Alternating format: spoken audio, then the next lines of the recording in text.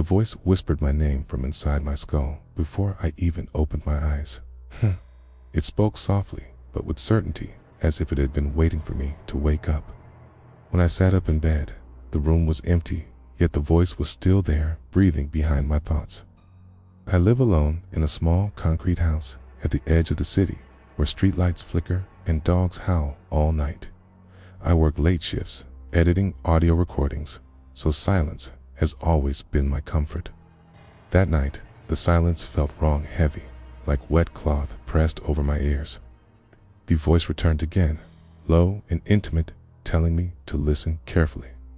First, I thought exhaustion had finally broken my mind.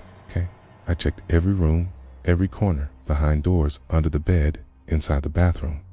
Nothing moved. No shadows shifted. The walls stood dull and pale, yet the voice continued calm, patient, describing things I had not said aloud. It told me I was afraid. It told me my heart was beating too fast. I tried to drown it out with music. The speakers crackled, then died. The power went out without warning, and darkness flooded the house. In the black silence, I heard something else beneath the voice, a faint, dragging sound, like nails brushing concrete. The smell of damp earth crept into the room, cold and old. The voice told me not to turn on the light. It said, the light would make it angry. I stumbled toward the window instead, but the glass reflected only darkness. Outside, the street had vanished. No cars, no houses, no sky. Just endless black, as if my home floated alone in a void. My reflection stared back at me, but my eyes in the glass were not mine. They were too wide, too aware. The voice began to speak louder now, no longer whispering.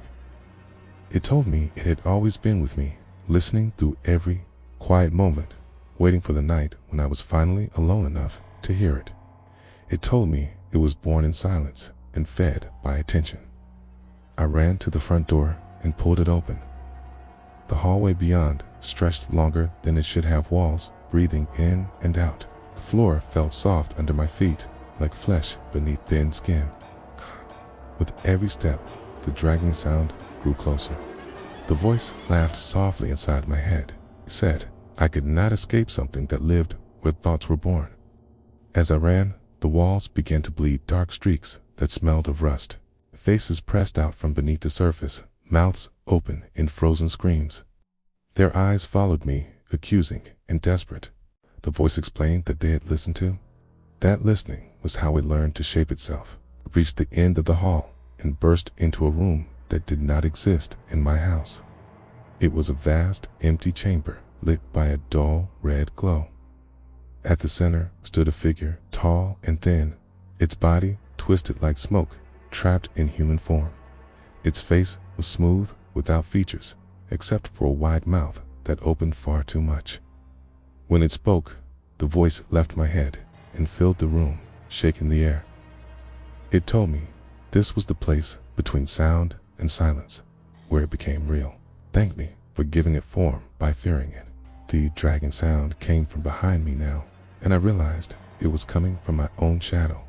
It stretched forward, crawling toward the creature on the floor, leaving deep grooves behind it. The shadow detached from my feet, rising slowly, as if pulled by unseen strings. The creature reached out and touched the shadow, and in that moment, pain exploded through my skull. Memories spilled out of me, every secret fear, every unspoken thought pouring into its mouth. I screamed, but no sound came out. My voice was gone, stolen, and swallowed. The room began to collapse, walls folding inward, like closing jaws. The creature stepped closer, towering over me, and placed a hand on my chest.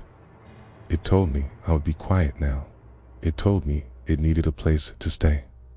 I woke up, back in my bed, gasping for air. Morning light filtered through the curtains, and the house looked normal again. Power hummed softly. Birds chirped outside. For a moment, relief washed over me, and I laughed, shakily.